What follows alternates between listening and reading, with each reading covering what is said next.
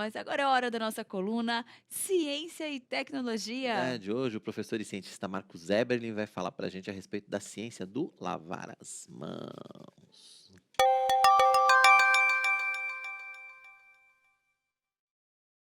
Olá, pessoal, bem-vindos a mais uma coluna de ciência e tecnologia aqui nas Notícias do Bem.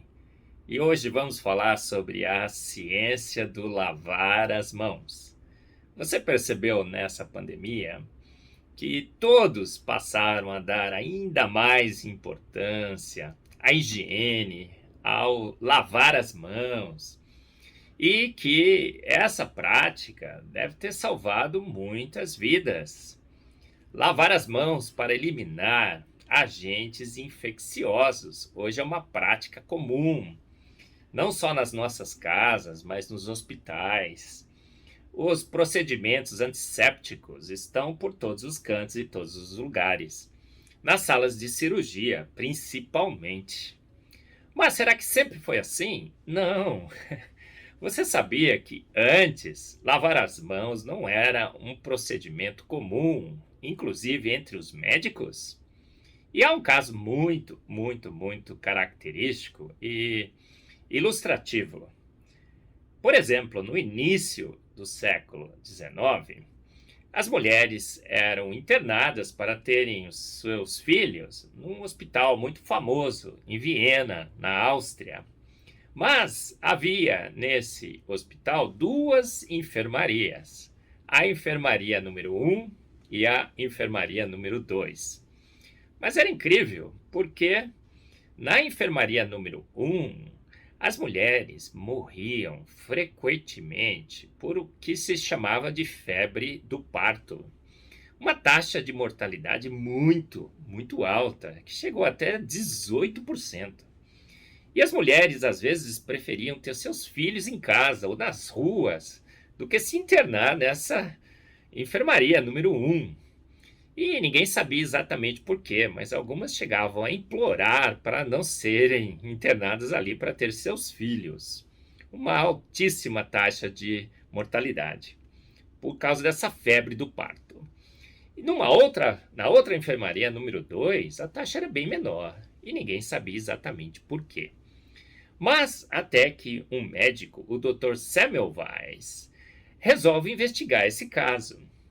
E o que ele percebe? Que na sua enfermaria, a número 1, os médicos que atendiam vinham de autópsias, eram estudantes de medicina que, após autópsias de mortos, cadáveres, atendiam as pacientes.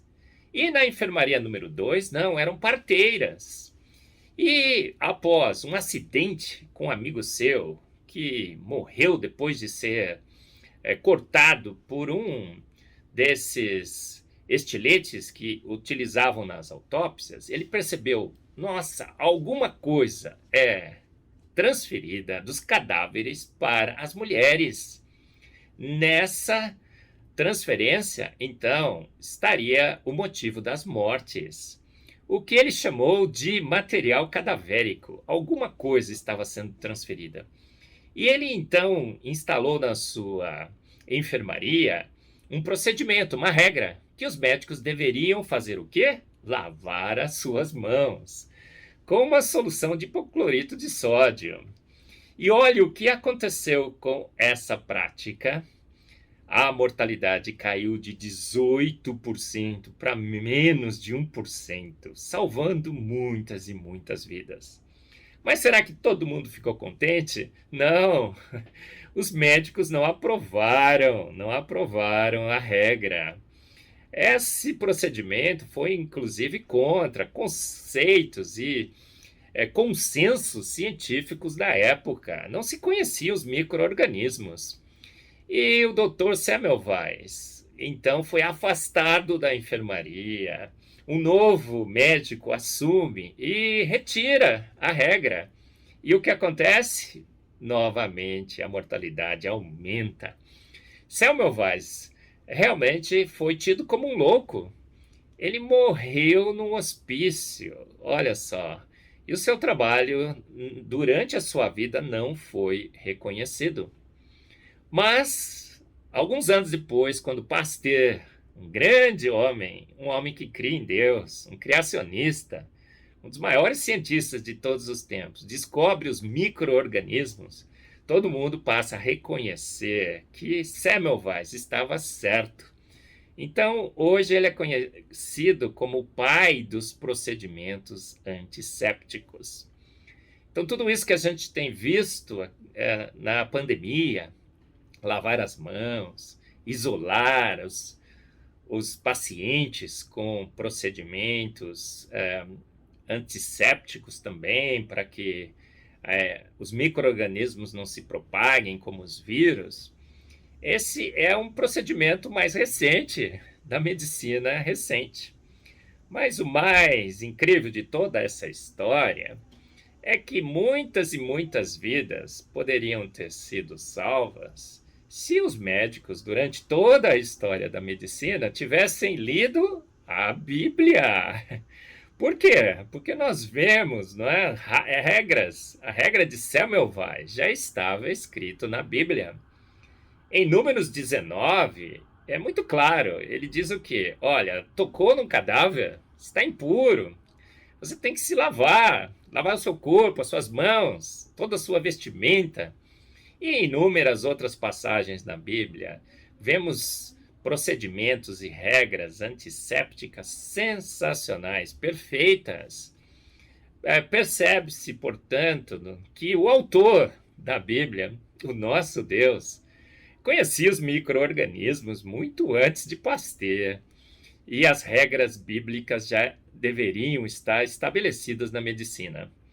Percebeu como que a Bíblia é uma regra não só de fé, mas também uma regra de sanitarismo, de boa medicina, de procedimentos antissépticos? Muitas e muitas vidas poderiam ter sido salvas, não só na enfermaria número 1 do Dr. Semmelweis, mas por toda a história da medicina.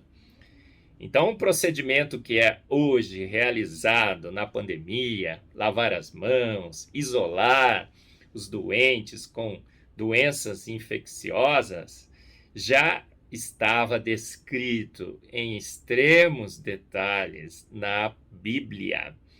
E percebeu também como a ciência, às vezes, sem saber, ou mesmo sabendo, se opõe a grandes verdades bíblicas, e que dia após dia, espectro após espectro, dado após dado, quem ganha esse embate?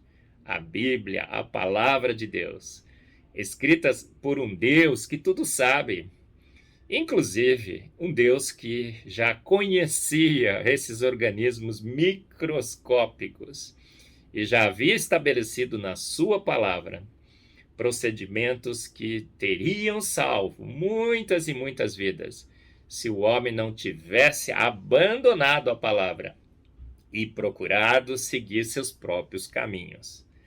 Então a notícia do bem é essa, que a palavra de Deus não é só guia de fé e prática, mas também é um guia seguro na ciência e na medicina.